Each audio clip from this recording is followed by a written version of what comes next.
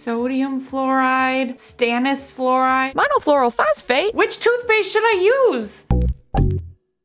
Hi, my name is Whitney and I'm a dental hygienist here to talk about the different types of fluoride. First up, sodium fluoride. So both sodium fluoride and stannous fluoride, which we'll talk about next, are probably the two most common types of fluoride to have in toothpaste. Sodium fluoride in particular is great for preventing cavities in both adults and children, and it also comes in prescription strengths for patients who are at high risk for tooth decay or have severe gum recession. So if you get a prescription strength toothpaste from your dentist, it's probably made with sodium fluoride. You'll also find sodium fluoride in most cavity prevention mouthwashes because of how well it works as a liquid solution. And some experts say that the neutral versions of sodium fluoride toothpaste are ideal for patients who have tooth-colored dental restorations like white fillings and crowns. Next up, stannous fluoride. Stannous fluoride, like we said, is another extremely common type of fluoride found in toothpaste. And unlike sodium fluoride, stannous fluoride has antimicrobial properties which do more than just combat tooth decay. Stannous fluoride can also help manage, prevent, and treat gingivitis because of how effective it is on plaque biofilm levels. It actually interferes with the plaque on a molecular level, which is why some experts believe it's the best fluoride toothpaste to use. In addition, it's also considered more resilient than sodium fluoride when it comes to standing up against the acid levels of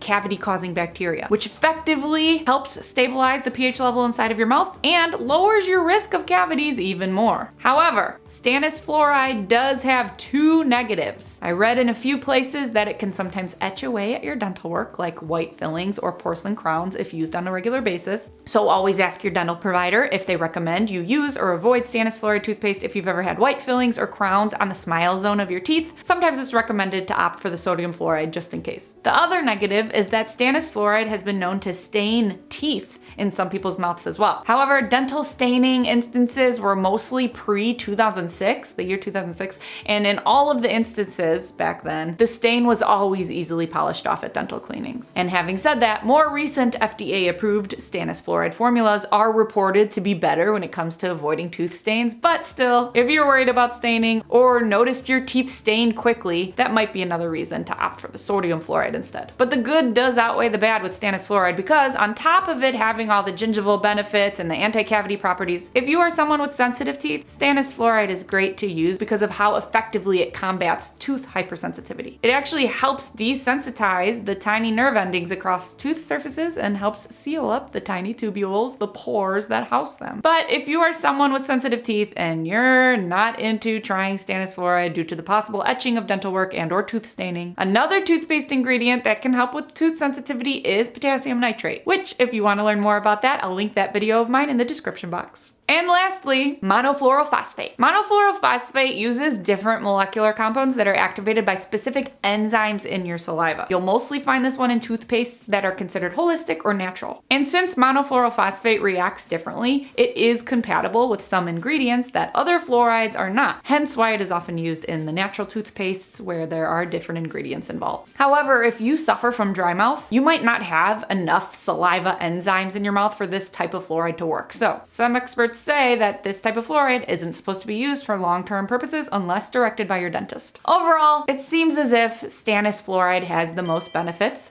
so at least as of now, I guess I would say it's the most beneficial fluoride to use. However, honestly, before I made this video, before I read all into this, I learned in dental hygiene school that both sodium fluoride and stannous fluoride are equally reputable and equally recommended for cavity prevention. So I've never personally told one of my patients to use one over the other. I'm all about just using what you like, because if you like it, you'll use it. No matter which fluoride toothpaste you use, just like how calcium builds strong bones, fluoride is what helps build strong teeth. So as long as you're using a fluoride toothpaste with whatever fluoride, it will strengthen your teeth by reversing the demineralization process before a physical hole, a physical cavity forms inside of your tooth enamel. And if you want to learn more about the cavity process, I'll link that video of mine in the description box, as well as my natural toothpaste video in case you want to learn more about the non-fluoride options, such as hydroxyapatite. I hope this video helped you. Please like and subscribe and turn on your notifications if it did. And until next time, I'll see you on Instagram at Teeth Talk Girl. Peace, love, and teeth.